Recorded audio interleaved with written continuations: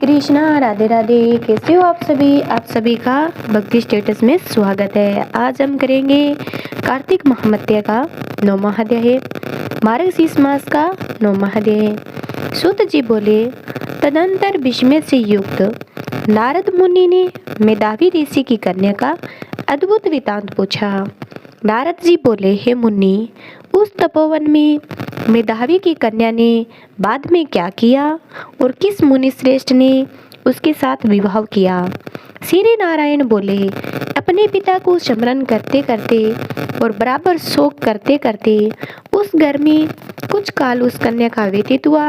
युद्ध से भ्रष्ट हुई, हरनी की तरह घबराई, शून्य घर में रहने वाली, दुख रूप अग्नि से उठी हुई, भाप द्वारा बहते हुए असुर नेत्र वाली, जलते हुए कमल वाली, दुख से प्रतिक्षण गर्म श्वास लेने वाली, अति दिना गिरी हुई सप्रणी की तरह अपने घर में सरुद अपने दुख को सोचती, दुख से मुक्त होने के उपाय को न देखती हुई, उस किशोरी को उसके शुभ भविष्य की प्रेरणा से संतावना देने के लिए उस वन में अपनी इच्छा से ही पर क्रोधी जिनको देखने से ही इंद्र भयभीत होते हैं, ऐसी जटा से व्यापत साक्षात शंकर के समान भगवान दुर्वासा ऋषि आए।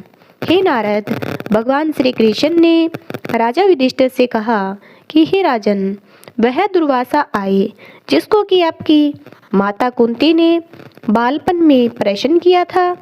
तब उन सुपूजित महर्षि ने देवताओं को आकर्षण करने वाली विद्या उन्हें दी। और हे भोपाल, जिन्होंने सब देवताओं से नमस्कार किए जाने वाले मुझको भी रुक्मिणी के साथ रथ में बैलों की तरह जोता।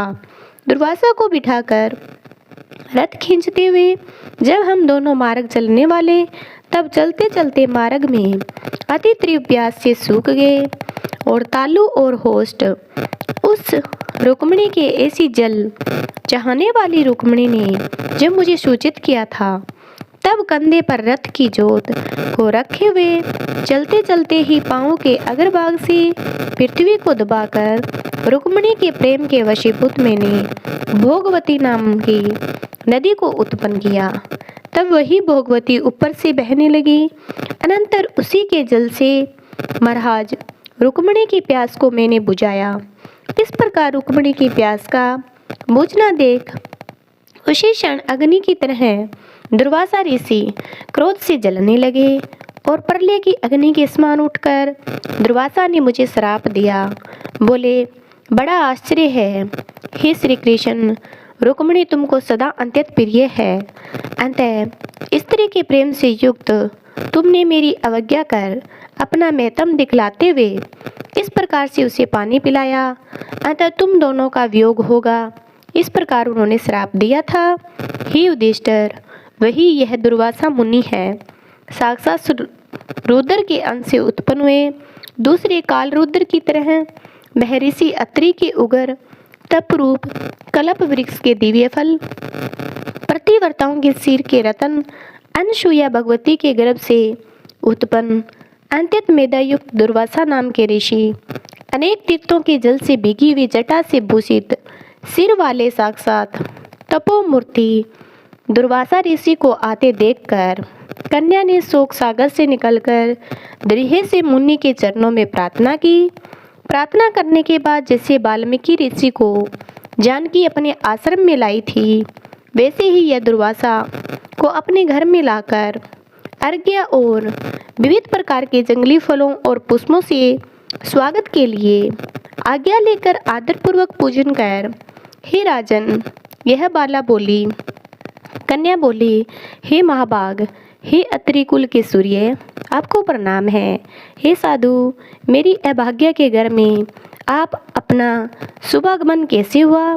हे मुनि, आपके आगमन से आज मेरा भाग्य उदय हुआ है, अथवा मेरे पिता के पुण्य के प्रवाह से प्रेरित मुझे संतावना देने के लिए ही आप मुनिसतम आए हैं।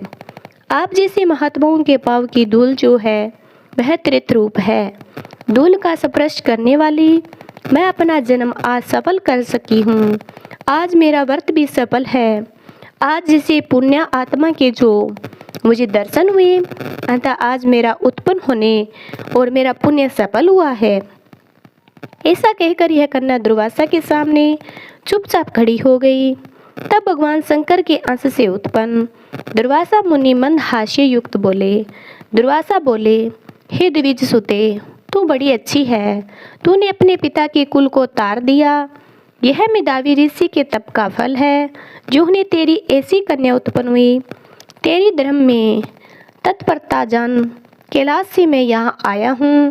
तेरे घर आकर तेरे द्वारा मेरा पूजन हुआ।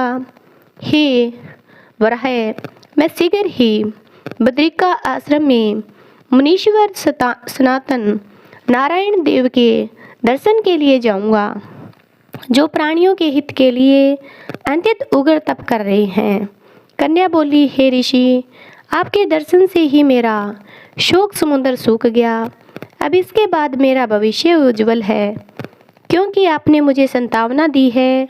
हे मुनि, मेरी उस प्रारब्धभूत बड़ी भारी ज्वाला युक्त दुख रूप अग्नि को क्या आप नहीं जानते? हे दया सिद्धि, हे शंकर, उस दया अग्नि दुख अग्नि को शांत कीजिए। मेरे विचार से हर्ष का कारण मुझे कुछ भी दिखलाई नहीं देता। न मुझे माता है, न पिता है, न मेरे भाई है जो द्रेह प्रदान करता है। अतः दुख समुद्र से पीड़ित मैं कैसे जीवित रह सकती हूँ? जिस जिस दिशा में देखती हूँ वह दिशा मुझे शून्य ही प्रतीत होती है। इसलिए हे तपोनिधे, मेरे दुख का निस्तार आप शीघ्र कीजिए। मेरे साथ विवाह करने के लिए कोई भी नहीं तैयार होता। इस समय मेरा विवाह न हुआ तो मैं फिर विशल्ली शूद्रा हो जाऊंगी। यह मुझे बड़ा ब्यह है। इसी ब्यह से न तो मुझे निंद्रा आती है, न भोजन में मेरी रुचि होती है। हे ब्राह्मण, अब मैं शीघ्र ही मरने वाली हूँ, यह मेरा इस समय निश्चय है। ऐसा कहकर आंसू बहाती हुई कन्या दुर्वासा के सामने चुप हो गई।